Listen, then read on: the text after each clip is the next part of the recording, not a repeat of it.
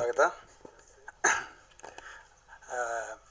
எனக்கு first stage ப்ரெஸ்ஸை attend பண்ணுற ப்ரெஸ்ஸை முன்னாடி இருந்து அட்டன் பண்ணுற ஃபஸ்ட் ஸ்டேஜ். என் கெரியர் ஸ்டார்ட் ஆனது நிக்கில் அண்ணா கூட தான். உங்கள் எல்லாருக்கும் நிக்கில் அண்ணா தெரியும் நான் நினைக்கிறேன். பெரிய எக்ஸ்பீரியன்ஸ். அவர் கூட இப்போ நிறைய ப்ரெஸ் ஷோ அரேஞ்ச் பண்ணுறதுலாம் கூட இருந்திருக்கேன். ஆனால் இது இப்போ முதல்ல உங்கள் ப்ரெஸ்ஸை அட்ரஸ் பண்ணுறது தான் ஃபஸ்ட் டைமு. அதனால் கொஞ்சம் மேலே கீழே போயிட்டாலும் நீங்கள் சென்சார் பண்ணிவிடுங்க. ஆக்சுவலாக ரூபன் பிரதர் சொன்ன மாதிரி 10 இயர்ஸ் ஆயிடுச்சு. நான் 10 இயர்ஸ் முன்னாடி படம் பண்ண வேண்டியது 2-3 நல்ல வாய்ப்புகள் வந்துச்சு. ஆனால் அப்போது இல்லை அப்புறம் பண்ணிக்கலான்ற மைண்ட் செட்டில் இருந்தேன். என்னென்னா அப்போ இருந்த கண்டென்ட்ஸ் என்கிட்ட இருந்தது எல்லாமே ஸ்கிரிப்டாக ஒரு டிஃப்ரெண்ட் விஷயத்தை டீல் பண்ணுச்சு. பட் சினிமான்ற ஒரு பெரிய மீடியம், அந்த மீடியமில் ரொம்ப ஸ்ட்ராங்காக ஏதாவது ஒன்று சொல்லணும்னு ரொம்ப வெயிட் பண்ணிட்டு தான் இருந்தேன். கடந்த 3 வருஷமாக நடந்த சில இஷ்யூஸ் எல்லாம் ரொம்ப பாதிச்சுது. அதை வச்சு ஃப்ரெஷ்ஷாக பண்ண ஸ்கிரிப்ட் தான் அந்த ஸ்கிரிப்ட். அப்போது ஆனந்த் பிரதர் மீட் பண்ண ஒரு சந்தர்ப்பம் கிடச்சிது. பிக் பிரிண்ட் கார்த்திக் கொண்டு போய் அங்கே வச்சார். நான் நரேட் பண்ணேன் ஸ்கிரிப்ட்டு. அவர் 15 மினிட்ஸ் தான் கேட்பேன்னு சொன்னார். ஆனந்த் பிரதர் ஆக்சுவலாக பயங்கர பிஸியாக இருந்தார். ஆனால் நான் கதை சொன்னேன், ஒரு 1 ஹவர் ஆயிடுச்சு. அதுக்கப்புறம் பிரதர் செம்மையாக இருக்குது பிரதர் மட்டும் சொன்னார். எதுவும் சொல்ல வந்துட்டேன். அன்றைக்கி நைட்டே ஃபோன் பண்ணார். ஃபோன் பண்ணி மேடம் பேசுகிறாங்கன்னு சொல்லி சுஜாதா மேடம் கிட்ட ஃபோனை கொடுத்தாரு. சுஜாதா மேடம் சொன்னாங்க, இவன் நிறைய கதை கேட்டே இருப்பான், நீங்கள் சொன்ன கதையை வந்து என்கிட்ட ஏதோ தப்பாக சொல்கிறான், இருந்தாலும் நல்லா இருக்கும் போது தெரியுது, நாளைக்கு வந்து எனக்கு கதை சொல்லுங்கன்னு சொன்னாங்க மேடமு. மேடம் வந்து பயங்கர எக்ஸ்பீரியன்ஸ். அவங்களுக்கு வந்து நல்லாவே தெரியும். 19 இயர்ஸாக சீரியல் இண்டஸ்ட்ரியில் இருக்காங்க. அவங்கள எல்லா ஸ்கிரிப்ட்லேயும் அவங்க இருப்பாங்க. ஸோ நான் சொன்ன ஸ்கிரிப்டை தப்பாக ஆனந்த் பிரதர் சொல்லி ஏதோ ஒன்று இருக்குது நான் ஐடென்டிஃபை பண்ணிட்டாங்கன்றது எனக்கு சந்தோஷமாக இருந்துச்சு அன்றைக்கி ஃபஸ்ட்டு. சரி, நெக்ஸ்ட் டே வந்து மீட் பண்ணேன் மேடம் மீட் பண்ணி ஸ்கிரிப்ட்டு சொன்னேன். இன்ச் பை இன்ச் அவங்களுக்கு ரொம்ப பிடிச்சது. இல்லை இதே மாதிரி விஷயஸ் எல்லாம் ரவி பிரதரும் நிறைய பேசுவார், டிஸ்கஸ் பண்ணுவார், நீங்கள் போய் ரவி பிரதர் கிட்ட சொல்லுங்கள். Just because I miss mother in law அப்படின்றதுனாலலாம் நான் அவரை ப்ரெஷர் பண்ண முடியாது. அவருக்கு இந்த ஸ்கிரிப்டில் உடன்பாடு இருந்துச்சுன்னா இமீடியட்டாக படமாக்கலான்னாங்க. நான் போய் ரவி பிரதர் மீட் பண்ணேன். அவர் இன்ஃபேக்ட் இதே திருடன் தான் என் ஃபஸ்ட்டு படம். நான் கிளாப் அடித்தது ஃபஸ்ட் ஷாட் அவருக்கு தான் அடித்தேன். நான் லாஸ்ட்டாக அமீர் சரோட ஆதிபகவன் ஒர்க் பண்ணேன். அதுதான் லாஸ்ட் படம் ஏடியா ஒர்க் பண்ணது. ஸோ அந்த 10 இயர்ஸ் ட்ராவல் தான். ஃபஸ்ட்டு ஆரம்பித்ததும் அவர்கிட்ட தான், முடித்ததும் அவர்கிட்ட தான், இப்போ திரும்பி ஆரம்பிக்கிறதும் அவர்கிட்ட தான். டேய் நீ தானடா வேறு யாராவது கார்த்திக் சொன்னாங்கன்னா, ஆமாம் 150 பேர் கார்த்திக்கு, மீதி 30 பேர் சரவணன்ற பேரில் தான் இருப்பாங்க இந்த ஊரில் அப்படின்னோடனே சிரித்தார். சரி கதை சொல்லுன்னாரு. சொன்னேன். ஃபஸ்ட் ஹாஃப் சொன்னோடனே எனக்கு ரொம்ப பிடிச்சது. செம்மையாக இருக்குடா, கண்டிப்பாக செகண்ட் ஹாஃப் நீ நல்லா தான் பண்ணியிருப்பேன், நம்ம என்ன மைண்டில் இருக்குன்னு எனக்கு தெரியலன்னாரு. இல்லை நம்ம சொல்கிறேன் நீங்கள் கேளுங்க சொன்னேன். நான் ஆக்சுவலாக அந்த வெர்ஷன் வேறு தான். உண்மை என்னென்னா நான் ரொம்ப ரஸ்டிக் ராவாக இங்கே சென்சார்னு ஒன்று இருக்குன்றதை மறந்துட்டு நான் பண்ண ஸ்கிரிப்ட் இது. ஆக்சுவலாக எனக்கு இது படமாக வர்றதுக்கு காரணம் 50% ரவி சார் தான் அதுக்கு காரணம். என்னென்னா அங்கேயே பாதி கட் பண்ணார். ஏன்னா அவ்வளோ வயலட்டாக நான் எழுதியிருந்தேன். எனக்கு இவங்க எல்லோரும் சொல்கிறாங்க நான் கோவப்பட மாட்டேன்னு. அதில் தான் பிஃபோர் 30, அதாவது அந்த 30 வருஷமாக வச்சு இந்த கோவத்தெல்லாம் அடக்கி வச்சு தான் அந்த படத்தை பண்ணியிருக்கேன். பயங்கர கோவப்படுவேன் நான். என் மொத்த வயலன்ஸையும் இந்த படத்தில் வச்சுருந்தேன் நான். அவர் பார்த்து டே என்னடா படம் இவ்வளோ வயலண்ட்டாக சொன்னால் நம்ம ஊரில் சென்சரை விட மாட்டாங்கன்னு. அப்புறம் தான் யோசிச்சு பார்த்தா அதில் ஒரு 40 சீன் நான் டெலிட் பண்ண வேண்டியதாக இருந்துச்சு. 40 சீனை ரீரைட் பண்ணேன். திருப்பி ரீரைட் பண்ணி அடுத்த செட்டிங் சொன்னேன். இப்போ தான்டா ஜனரஞ்சகமான படமாக இருக்குது, இது வந்து என்டர்டெயின்மெண்ட்டாக இருக்குது. நான் இது அவர் அப்பயே விட்டுல இந்த ஸ்கிரிப்டில் பயங்கர ஸ்ட்ராங்கான மெசேஜ் வச்சுருக்கேன், இன்ட்ரெஸ்டிங்காக வச்சுருக்கேன். ரீரைட் பண்ணிட்டு நம்ம டிஸ்கஸ் பண்ணலான்னா ரீரைட் பண்ணோடனே அதை நரேட் பண்ணோடனே அது படமாச்சு. Thanks to Sujatha madam, Anand brother and Ravi brother also. ஆக்சுவலாக அந்த வருஷம் லாஸ்ட் இயர் இது டிசம்பரில் அந்த படம் ஷூட் பண்ணேன். அவர்கிட்ட ஆகஸ்ட்டில் கதை சொன்னேன். நான் ஜூன் மாதம் டிசைட் பண்ணேன். நான் இண்டஸ்ட்ரிக்கு வந்து 10 வருஷம் ஆச்சு. எல்லோரும் இந்த புதுசாக கல்யாணம் கிட்ட கேட்பாங்க, அப்புறம் எப்போ படம்னு கேட்டுனே இருப்பாங்க. புதுசாக கல்யாணம் கிட்ட எப்போ குழந்தை கேட்பாங்க. அது மாதிரி தான். அதுக்கு அவங்க எதுவும் பண்ணாமல் வந்திருக்க மாட்டாங்க. பட் ஸ்டில் அது வந்து இட்ஸ் நாட் அவங்க கையில் தானே இருக்கும். அது எப்படி கடவுள் கொடுத்த வரம் தானே அது. அது மாதிரி சினிமாவில் நான் போராடிட்டே தான் இருக்கேன். அது நடக்கலை. கதை சொல்லுவேன் பண்ணுவேன். எனக்கு சினிமா தவிர வேறு எதுவும் தெரியாது. நிறைய சொல்லிட்டே இருப்பேன் நான். ஆனால் நடக்கலை. இந்த வருஷம் அது நடக்கலைன்னா எங்கேயா ஃப்ரான்ஸ் போயிட்டு இல்லைன்னா ஃபாரினில் போய் செட்டில் ஆகிடலாம், சினிமாவை விட்டுடலாம், எங்கேயாவது சினிமாவில் சீட்டு கிழிக்கிற வேலைன்னா கூட பார்த்துட்டு சினிமா பார்த்துட்டே இருந்தாலும் முடிவில் இருந்தேன். அப்போது தான் இந்த இஷ்யூஸ், இந்த சீரியஸான சொசைட்டியில் நடக்கிற சீரியஸான இஷ்யூ அட்ரஸ் பண்ணி ஸ்கிரிப்ட் எழுதினேன். அதை கரெக்டாக ஒரு ஹீரோ ஐடென்டிஃபை பண்ணார். நான் ரொம்ப கான்ஃபிடென்ட்டாக போனேன். இல்லைடா எனக்கும் அந்த தாட் இருக்குன்னு ஐடென்டிஃபை பண்ணேன். அதுக்கு ரொம்ப தேங்க்ஸ் ரவி சார். அப்புறம் வேறு யாருக்கும் சொல்லலாம், நான் சாம் பிரதர் வந்து ஆக்சுவலாக இதுக்கு முன்னாடி 2-3 மியூசிக் டைரக்டர் மைண்டில் வச்சுருந்தேன். நான் சாம் பிரதர் மைண்டில் இல்லை. விக்ரம் வேதா பார்த்தேன், பயங்கரமாக இருந்துச்சு பிஜிஎம் இதெல்லாம். இந்த ஸ்கிரிப்டை ரீரைட் பண்ணதுக்கப்புறம் பிஜிஎம் தான் முக்கியம். We decided to go meet Sam brother first. போனால் ஒரு சீரியல் சீன், மாமியார் மருமக சீரியல் சீன் பார்த்துருந்தாரு. சாரி மேடம், சீரியல் மேம் இருக்காங்க. அது நம்ம சீரியல் இல்லை மேம், வேறு சீரியல் ஓடிட்டு இருந்துச்சு. அதுக்கு உட்காந்து பிஜிஎம் பண்ணிருந்தாரு. ஓ என்னங்க பழைய சீரியல் வச்சு இதை விட மொக்க சீன் நீங்கள் பார்க்க முடியுமான்னு கேட்டார். பார்க்க முடியாதுல்ல, விட்டுருங்கன்னு சொன்னார். இப்போ பாருங்கன்னு சொல்லி பிஜிஎம்மோட காட்டினார். நானே ஆன் பார்த்தேன். உடனே எனக்கு கல்யாணம் பண்ணி ஒரு மாமியார் மருமக சண்டையை பார்க்கணும் ஆசையாயிடுச்சு. அந்த மாதிரி பண்ணார் அவர். ஸோ ஒரு மொக்க சீனே அப்படி பண்ணும்போது அவருக்கு நல்ல சீன் கொடுத்தா நல்லா பண்ணுவார். பிஜிஎம்னு சவுண்டு ஹீரோ அடிக்கடி சொல்லிட்டு இருப்பார், சவுண்ட் ஸ்க்ரீன் பிளேன்னு சொல்லிட்டே இருப்பார். அந்த டேர்ம் வந்து நம்ம சப்கான்ஷியஸ் மைண்டில் இருக்கும். சவுண்டு ஸ்க்ரீன் பிளேன்றது சப்கான்ஷியஸ் மைண்டில் இருக்க, வெளியில் தெரியாது. அது ரொம்ப ஸ்ட்ராங்காக பண்ணியிருக்காரு. பிஜிஎம் ரொம்ப பரபரப்பாக பேசப்படும். அதெல்லாம் ஃபுல்லாலாம் வாசித்து தள்ளியில் படம் எங்கே சைலன்ஸோ அங்கே சைலன்ஸ் இருக்கும், எங்கே பிஜிஎம் தேவையோ அங்கே பிஜிஎம் இருக்கும். அப்புறம் ரூபன் பிரதர் வந்து ஆக்சுவலாக நான் ஏடியாக இருக்கும்போது அவர் அசிஸ்டன்ட் எடிட்டராக இருப்பார். கரெக்டாக ஒரு 3-4 மணி வரைக்கும் வேலை செய்வேன். வீடு அண்ணா நகரை போயிட்டு திருப்பி வருவேன். வந்து பார்த்தா அதுக்குள்ள தூங்கி இருந்துச்சு ஃப்ரெஷ்ஷாக உட்காந்து 6 மணிக்கெல்லாம் உட்காந்து எடிட் பண்ணிருப்பார். நான் 8 மணிக்கு வரேன் பிரதர்னு சொல்லிட்டு போனால் 6 மணிக்கு நான் சீக்கிரம் வந்தாலும் அப்பயே உட்காந்து எடிட் பண்ணிருப்பார். அப்போ பண்ண அவர் ஆக்சுவலாக பெரிய எடிட்டர் ஆகிட்டார். நான் படம் பண்ணும்போதோ அவர் பெரிய எடிட்டர் ஆகலைன்னா கூட நான் ஃபஸ்ட்டு படம் பண்ணும்போது எனக்கு வந்து அவர் தான் கூப்பிட்டுருப்பேன். ஏன்னா அவ்வளோ ஹார்ட் ஒர்க்கிங். அந்த எஃபர்ட் தான் இன்றைக்கி வந்து இந்த பக்கம் அஜித் சார், விஜய் சார் எல்லா படமும் ஒரு பெரிய படம் எல்லாமே பண்ணுறாரு. எல்லாத்துக்கும் ஈக்குவல் உழைப்பு தான் கொடுப்பாரு அவர். அண்டு ஸ்கிரிப்ட் சொன்னவர்கிட்ட இதுக்கப்புறம் நான் உங்களை எடிட்டில் தான் மீட் பண்ணோம் அப்படின்னு மட்டும் சொன்னார். ஏன்னா ஸ்கிரிப்ட் நல்லா இருக்குது, இது எடுத்த மாதிரி பிளான் பண்ண மாதிரி நீங்கள் எடுத்துட்டிங்கன்னா போதும் பிரதர், மற்றதெல்லாம் நான் பார்த்துக்கிறேன்னு சொன்னார். அதுக்கப்புறம் நான் அவரை பார்க்கவே இல்லை. படம் மட்டும் முடிச்சு ஃபுட்டேஜ் கொடுத்தேன். அதுக்கப்புறம் டேரெக்டாக ப்ரொடியூசர்ஸ் நான்லாம் ஒன்றா தான் உட்காந்து பார்த்தேன் சார். ஏன்னா அவருக்கு தெரியும் எது வேணும் எது வேணான்றது. ரொம்ப நீட்டாக எங்கேயுமே இல்லாமல் எங்கேயுமே டக் அப்ரப்டாக கட் பண்ணாமல் பெஸ்ட்டாக க்ளீனாக எனக்கு அந்த படத்தை வந்து கொடுத்தா எனக்கே ஃப்ரெஷ்ஷாக இருந்துச்சு படம் பார்க்கும்போது. ஏன்னா ஷூட் பண்ண ஃபுட்டேஜுக்கு அப்புறம் மைண்டில் இருந்த கதை, எடுத்த கதை ஒன்றா எவ்வளோ மேட்ச் ஆகுதோ அவ்வளோதான் ஒரு டேரக்டரோட வெற்றி. அது பக்காவாக ரொம்ப அழகாக கட் பண்ணி கொடுத்துருந்தாரு. அது என்ன not because is a best editor best ஃப்ரெண்டுன்னு கிடையாது, அவர் சினிமா மேலே இருக்குது லவ் அவரோட தான். எப்போதுமே என்னோட ட்ராக் தான் வரும், சினிமா தவிர வேறு எதுவும் திங்க் பண்ணவே மாட்டார். சினிமா மட்டும்தான் இருக்கும். இப்போ தான் ரீசெண்டாக அவர் கொஞ்சம் நாய்க்குட்டியெல்லாம் திங்க் பண்ணிட்டுருக்காரு. அடுத்தது இளையராஜா. 2 பேரும் ஒரே நேட்டிவ், லால்குடி திருச்சியிலேருந்து வரோம். எனக்கு அப்போதுலேருந்து பழக்கம். எப்படின்னா நான் ஏடியாக இருக்கும்போது அவர் அசிஸ்டன்ட் ஆர்ட் டைரக்டரு, நாங்கள்லாம் மலேசியாவில் ஒன்றா இருப்போம். அவனோட ஹேண்டில் பண்ணுற விதமே எனக்கு ரொம்ப பிடிக்கும். பயங்கர டென்ஷனாக போய் அது இங்கே எனக்கு கத்தின்னு இருப்பேன். நீ டென்ஷனாக வரதுனால எதாவது பிரயோஜனம் இருக்குது, அதை வரப்போதா வராது, மூடிட்டு உட்காரு, அது வரும், வந்ததுக்கப்புறம் அடுத்த ஷார்ட் பிளான் அதுக்கு அது இல்லாத ஷார்ட் பிளான் பண்ணணும். அசிஸ்டன்ட் ஆர்ட் டைரக்டர் இருக்கும்போது அவன் ஆர்ட் டைரக்டர் தான் நான் பார்ப்பேன். அவன் வந்து பெரிய ஆர்ட் டைரக்டர் வேலை செஞ்சான். ஆனால் அந்த ஆர்ட் டைரக்டரே அவனை பார்த்து அலருவாங்க, அவ்வளோ திமுறாக தான் இருப்பான். அது ஸோ அவனோட ஆட்டிடியூட் எனக்கு ரொம்ப பிடிக்கும். ஆனால் வேலைக்காரன் எப்படி பண்ணாலும் எவ்வளோ திமுறு இருந்தாலும் எண்ட் ஆஃப் த டே அவனோட ப்ராடக்ட் பயங்கரமாக பேசும். அதனால் இந்த படத்தில் ஒரு ரியலிஸ்டிக் டச்சு தேவைப்பட்டுச்சு எனக்கு எல்லா இடத்துலையும். ஸோ ஆப்வியஸ்லி அதை ரொம்ப அழகாக என்ஹான்ஸ் பண்ணி கொடுத்தான். அடுத்தது சத்யா சொல்லணும். நான் சத்யா வந்து இந்த படத்துக்கு பெரிய சப்போர்ட்டு. சத்யாவும் எனக்கு நல்ல பழக்கம் தான். அப்போ ஆப்வியஸாக சொல்லிட்டேன்ல, 10 வருஷமாக இருந்தால் எல்லோரும் பழக்கமாக தான் இருப்பாங்க. சத்யா வந்து நல்ல இன்னும் பயங்கர க்ளோஸ். 2-3 படம் ஒர்க் பண்ணோம். அவர் இந்த படத்துக்கு இந்த கலர் டோன், இந்த படத்துக்கு இந்த ஷார்ட் டிவிஷன், இந்த படத்துக்கு இந்த மூமெண்ட்டுன்ற ரொம்ப தெளிவாக இருப்பார். நானே டெபியூ டைரக்டராக ரொம்ப கான்ஃபிடென்ட்டாக நான் படம் எடுத்தேன்னு சொல்ல முடியாது. சில விஷயங்கள் ஐயோ இந்த ஷார்ட் லெஃப்ட் வைக்கணுமா ரைட் வைக்கணுமா இல்லை ட்ராலி போடலாமா அப்படி யோசிச்சுட்டே இருப்பேன். அவர் க்ளீனாக சொல்லுவார், இல்லை கரெக்டுக்கு இந்த மூடுக்கு இதுதான் கரெக்டுன்னு சொல்லுவார். ஸோ வென்ட் வித் ப்ராடக்ட்டுக்கு பெஸ்ட்டுனா நான் காம்ப்ரமைஸ் ஆகிறதுல எனக்கு எந்த பிரச்சனையும் இல்லைன்னு சொல்கிறதுல அதை நல்லா புரிஞ்சுக்கிட்டு க்ளீனாக சப்போர்ட் பண்ணார். இந்த படத்துக்கு வேறு ஒரு டோன் ஃபிக்ஸ் பண்ணி வச்சுருந்தேன் மைண்டில். நீ இந்த டோன் ஃபிக்ஸ் பண்ணி வச்சிருக்க, உனக்கு அதை நான் காட்டுறேன்னு சொல்லி எனக்கு டிஎல்ல கூப்பிட்டு காட்டினார். செம்மையாக இருக்கேன் என்ன, இப்போ நான் உனக்கு ஒரு டோன் காட்டுறேன் பாரு, இதுதான் என் மைண்டில் இருக்குன்னு ஒரு டோன் காட்டினார். இதுதாங்க செம்மையாக இருக்குது, நான் சொன்னது வேஸ்ட்டுங்கன்னு சொல்லிட்டேன் நான் அவர்கிட்ட இமீடியட்டாக, யோசிக்கவே இல்லை. ஏன்னா அவ்வளோ நல்லா இருந்துச்சு அந்த டோன் தான் நீங்கள் பார்த்தது இந்த ட்ரெய்லரில். ஸோ படம் ஃபுல்லாக அதை மீட் பண்ணியிருக்காரு.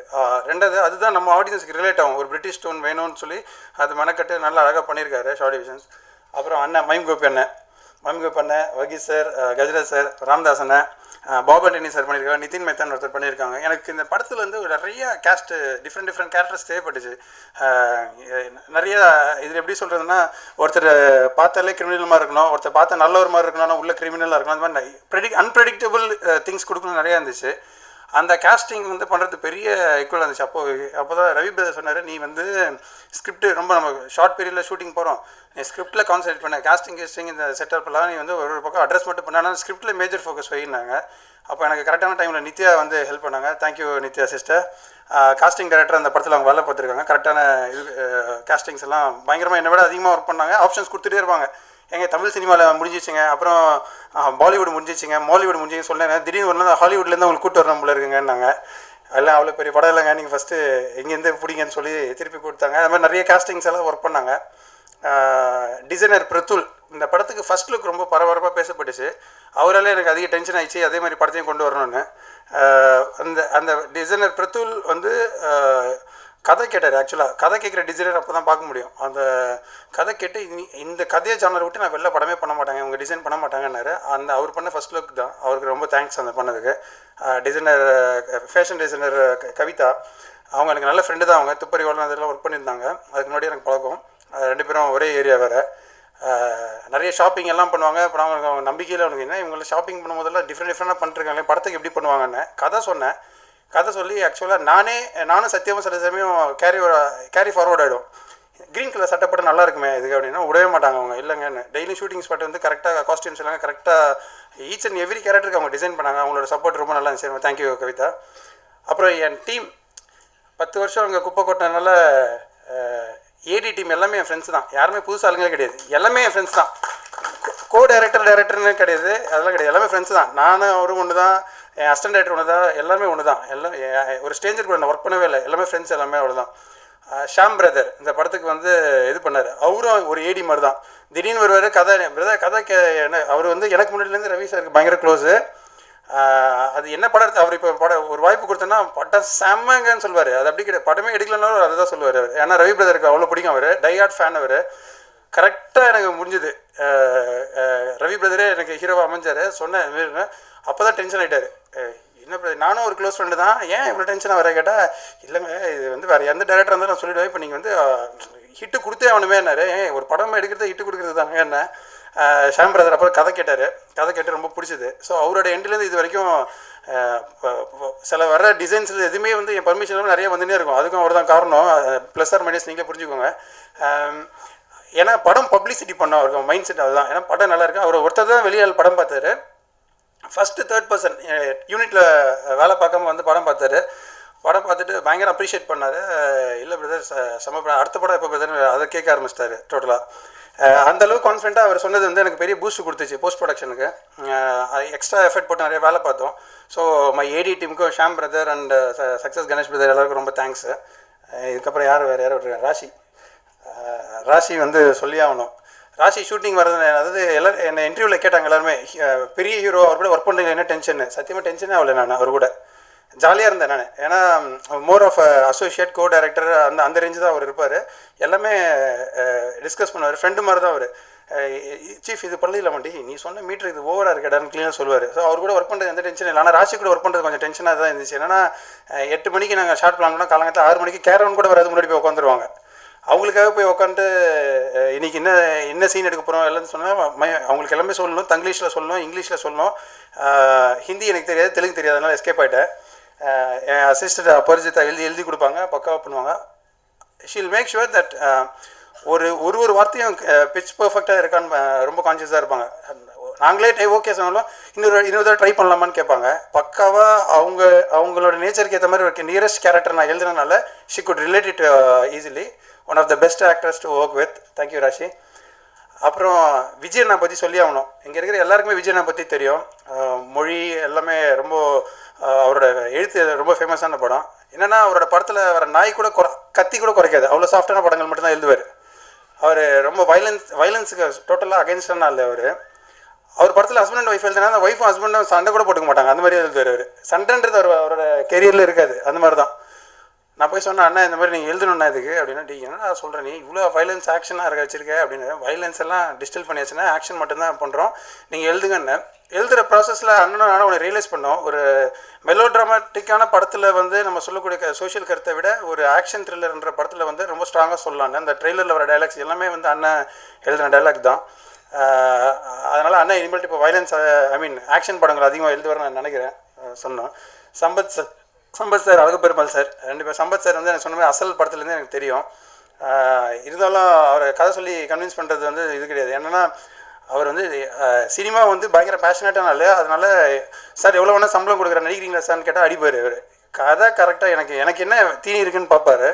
அவர்கிட்ட கதை சொன்னேன், சார் ஒரு கதை சொல்கிறேன்னு சொல்லி ஒரு நாள் ஃபோன் பண்ணி கதை சொன்னேன். வெரி நைஸ் கார்த்தி, செம்மையாக இருக்குது இது, நீ என்ன மாதிரி ரூட் பண்ண போகிறேன்னா அதுக்கப்புறம் கேரக்டர் ஸ்கெட்சு சொன்னேன் நான். அவருக்கு ரொம்ப பிடிச்சது. இமிடியேட்டாக அதுக்கப்புறம் தான் மீட் பண்ணோம், ஃபர்தராக டிஸ்கஸ் பண்ணோம். அவரும் நிறைய இன்புட்ஸ் கொடுத்தாரு. என்னன்னா அவருக்குள்ளேயே ஒரு ரைட்டர் ஒரு டைரக்டர் இருக்காங்க, கூடி சீக்கிரம் வெளில வருவார், அது தெரியும். அடுத்தது யாருன்னா நம்ம அழகு பெருமாள் சார் வந்து டும் டும் டும் படத்துலேருந்து நான் அவரை ஃபாலோ பண்ணிட்டே இருக்கேன். ரொம்ப பிடிச்ச இயக்குனர் அது. அந்த படத்தில் ஒரு ரொம்ப லைஃப் இருக்கும்.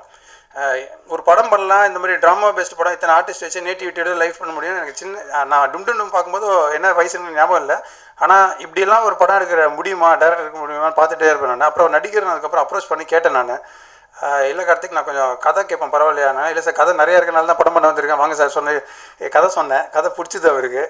அவர் ஒரு மிடில் மேனாக ஒரு ரோல் ஒன்று பண்ணியிருப்பார் சொசைட்டியில். இந்த படத்தில் என்னென்னா, ஒரு போலீஸ் ஸ்டேஷன், இந்த போலீஸ் ஸ்டேஷனில் இருக்க டிஃப்ரெண்ட் கேரக்டர்ஸை வந்து டீல் பண்ணோம். ஒருத்தர் வந்து நாடோட சேர்ந்து வாழணுன்னுவார், இன்னொருத்தர் வந்து எப்படி வேணால் வாழலான்னுவார், இன்னொருத்தர் யார் செத்தாலும் பரவாயில்ல நம்ம வாழணுன்னுவாங்க. இந்த பலதரப்பட்ட மக்களின் மனநிலை தான் அந்த அங்கே இருக்க ஒரு கேரக்டரும் பேசும்.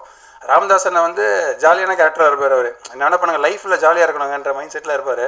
ஸோ இது எனக்கு ஃபஸ்ட்டு எக்ஸ்பீரியன்ஸு, பெஸ்ட் எக்ஸ்பீரியன்ஸாக அமைஞ்சுது எல்லாமே. சுப்பண்ணை வந்து சும்மா சொன்னார், சுஜாதா மேடம் சொன்னாங்க, அதனால் அப்படிலாம் கிடையாது. சுஜாதா மேடம் கதை சொல்கிறதுக்கு முன்னாடி ஆக்சுவலாக சொல்லிட்டாங்க சுப்பு சாருக்கு ஏதாவது ரோல் கொடுக்கணுன்னு. ஏன்னா கரெக்டாக அதே மாதிரி அண்ணன் ரோல் வந்துச்சு. அவர் தம்பி ரோல் தான் பண்ணுவேன்னாரு, அடுத்த படத்தில் பண்ணிக்கலாம்னு சொல்லிட்டு அண்ணன் ரோல் கூப்பிட்டு வந்துட்டேன் நான் அவரை. அப்புறம் சுதர்சன் பிரதர் படத்துக்கு ப்ரொடக்ஷன் டிசைனராக இருந்தார். நிறைய விதத்தில் எங்களுக்கு பயங்கர சப்போர்ட்டாக ஹெல்ப் பண்ணார். எல்லாருக்கும் thanks Sudarshan brother. Office boy பிரசாத்லேருந்து இந்த படத்தில் என் கூட வேலை செஞ்ச எல்லாருமே எனக்காக மட்டுமே நிறைய பேர் வேலை பார்த்தாங்க. இந்த செகண்டரி, இந்த மானிட்டரி இது, அப்புறம் இந்த பேஷன் இதெல்லாம் தாண்டி கார்த்திக் எனக்காகவே வேலை பார்த்தாங்க. நானே எனக்காக அவ்வளோ வேலை பார்த்துருக்கேனான்னு டவுட்டாக தான் இருந்துச்சு. எல்லோரும் எனக்கு அவ்வளோ வேலை பார்த்தது பெரிய பலமாக இருந்துச்சு. Thanks a lot. ஒரு டீசெண்டான படம் பண்ணியிருக்கோம், அது இன்ட்ரெஸ்டிங்காக என்டர்டெய்னிங்காக பண்ணியிருக்கோம். என் படத்தை வந்து எல்லோரும் பாருங்கன்னு நான் சொல்ல விரும்பலை. ஆக்சுவலாக என்னென்னா, சில நல்ல படங்கள் வந்து வேணான்னு சொல்லாலும் நியூஸ் வரும், வேர்ட் ஆஃப் மவுத்தில் படம் நல்லா இருக்கேன் இப்போ பார்க்கலாமான்னு. மக்கள் வந்து அப்படி வந்து பார்த்து வின் பண்ணுற படம் தான் எல்லா படமும். அப்படி தான் ஜெயம்ன்ற படம் நான் அப்படி தான் பார்த்தேன். ஏன்னா அந்த படத்தோட டிவியில் இது பார்க்கல, அவ்வளோ பிஸியாக இருந்தேன் நான் அந்த டைமில். ஜெயம் படம் நல்லா இருக்கேன்னு காலில் சொல்லிட்டே இருந்தாங்க. என்னடா இருக்குது அந்த படத்தில் போய் பார்த்து தான் ஹீரோட ஃபஸ்ட்டு படம். ஸோ வேர்ட் ஆஃப் மவுத் அதை நான் பிலீவ் பண்ணுறேன். அது ஒரே காரணம் ப்ரெஸ் தான். So thank you for your support எல்லாமே. 21ஆம் படம் ரிலீஸ் ஆகுது, கூட 4 படம் 5 படம் ரிலீஸ் ஆகுது. நாங்கள் எல்லா படம் ட்ரெய்லரும் பார்த்தேன், ஒரு இன்டென்ஷனோட தான் பார்த்தேன். ஆனால் எல்லா படம் ட்ரெய்லரும் நல்லா தான் இருக்குது. எல்லா படமும் ஓடணும், எல்லா படமும் நல்லா கலெக்ட் பண்ணணும், ரெவென்யூ பண்ணணும், இண்டஸ்ட்ரி ஹெல்த்தியாக இருக்கணும். இதுதான் ஒரே intention. Thanks for your support. படத்தை பாருங்கள். தேங்க்யூ. அவங்களுக்கு 1 டே மேட்ச், எனக்கு மட்டும் செகண்ட் இன்னிங்ஸ் இருக்கீங்க. 2 மினிட்ஸ் தான் முடிச்சிடுறேன். இந்த படத்தில் 4 முக்கியமான கேஸ்டிங்கை மென்ஷன் பண்ணாமல் விட்டேன். 4 யங்ஸ்டர்ஸ் நடிச்சிருக்காங்க, நெகட்டிவ் ரோல் தான். பரத், விக்டர், ஷபீர் அண்ட் ராஜான்னு 4 பேரும் லுக் அவுட் ஃபார் தெம்.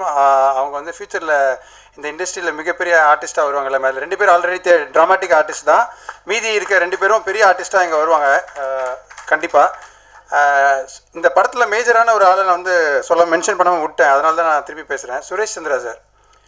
இந்த அசிஸ்டன்ட் டைரக்டர் வாழ்க்கையில் வந்து ஒரு போராட்டம் இருந்துகிட்டே இருக்கும்ல. அப்போ எங்கேயாவது மீட் பண்ணுவேன் அவரை. மீட் பண்ணும்போது ஜென்ரலாக எல்லோரும் என்ன கேட்பாங்கன்னா, நீ தோக்க மாட்டே ஜெயிப்ப அதெல்லாம் சொல்லுவாங்க. அதெல்லாம் கிடையாது. நீ வந்து ஓடிட்டுருக்கியா, போராடிட்டுருக்கியான்னு கேட்பாரு. ஆமாண்ணா போராடிட்டேரு அப்படின்னு சொல்லிட்டு போயிடுவார். அது ஒன்று போதும், ஒரு 3 வருஷத்துக்கு வேலை செய்கிறதுக்கான எனர்ஜி கொடுக்கும். எப்போதுமே சுரேஷ் சந்திரா சார் வந்து எனக்கு ஒரு அந்த அசல் படத்துலேருந்து நல்ல பழக்கம். ஒரு அஜித் சார் கூட இருக்கும்போது அப்போதுலேயே பழக்கம். ஸோ எங்கே பார்த்தாலும் இது சொல்லுவார், ஓடிட்டே இருக்கல ஓடிட்டேரு அப்படின்னு சொல்லிட்டு போயிடுவார். ஸோ ரேகாவுக்கு நான் மென்ஷன் பண்ணி ஆகணும். எந்த இன்டர்வியூ விட மாட்டாங்க, பிடிச்சி டார்ச்சர் பண்ணுவாங்க. கூடிய சென்சார் மாதிரி இருந்து எது பேசினா அது பேசினால பக்காவாக சொல்லிக் கொடுப்பாங்க. ஸோ இது என் ஃபஸ்ட்டு ப்ரெஸ் மீட்டு அப்படின்றதுனால இங்கே இருக்க நான் எப்போதுமே அந்த சைட்லேருந்து பார்த்ததுனால ஒன்று மட்டும் தெரியும், நல்ல ப்ராடக்டை இங்கே இருக்க ப்ரெஸ்ஸும் மீடியாவும் மாதிரி வேறு யாரும் ப்ரொமோட் பண்ண மாட்டேன்னு தெரியும். படத்தை நியூஸ் பேப்பரில் ஆடு கொடுக்குறோம், இல்லை டிவியில் ஸ்லாட்டு கொடுக்குறோம், இதெல்லாம் தாண்டி கரெக்டான படத்தை ப்ரமோட் பண்ணுறதுல ப்ரெஸ் வந்து பெரிய வேலை பார்த்துட்டு இருக்கீங்க. அது வந்து this work should keep going on. So I am glad to meet you all here today. இதுக்கப்புறம் படத்தோட ரிலீஸ்க்கு அப்புறம் ஒரு நாள் கண்டிப்பாக மீட் பண்ணுவோம். தேங்க்யூ ரேகா.